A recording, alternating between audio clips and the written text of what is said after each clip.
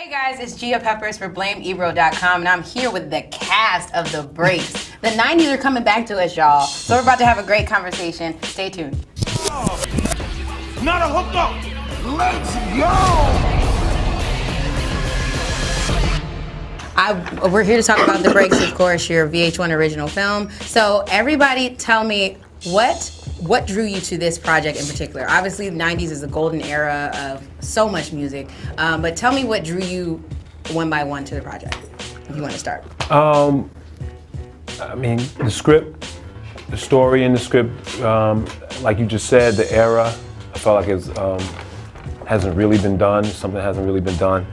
And the music of it, you know, knowing that certain people were involved with it made me want to be a part of it. I think for me it was, first and foremost, it was Seath. You know, I don't think I probably would have been on board if Seath wasn't on board. He's an amazing director and one of the directors that I worked with on The Wire. But also the story. We don't have any real stories about, I guess, hip hop back in the day that you know, like, I guess, like, we don't have any more crushed grooves or anything to show what it was. So, yeah, the story and the music, of course. I would say when I got the audition reading the sides for Nikki, I wasn't able to read the full script yet because I was working on something else.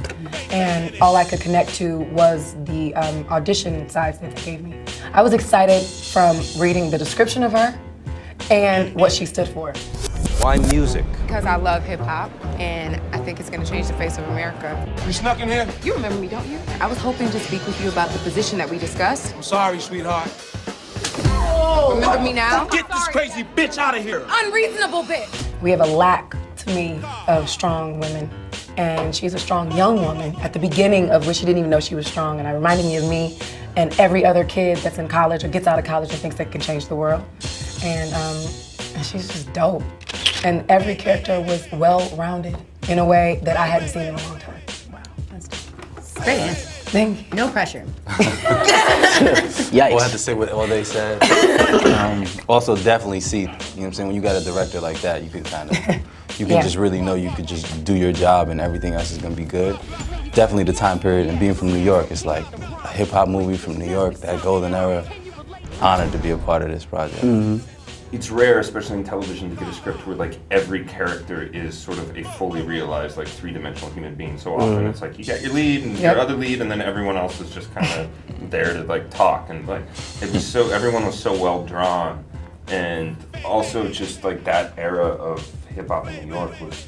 You know, I grew up on the West Coast, and I was a kid at the time, but that was part of what made me want to move to New York City. Same. Even being, I'm from Ohio, and the same thing, being in that was the craziest thing in the world because these were people that you saw and could not connect. I didn't know vision of New York if you haven't been here. You just know from rappers and actors and singers. And it's kind of like being in another country. People only know the United States from what they see, you know, and that's how it is. New York is that big to me. And it's huge, and I think this movie transcends.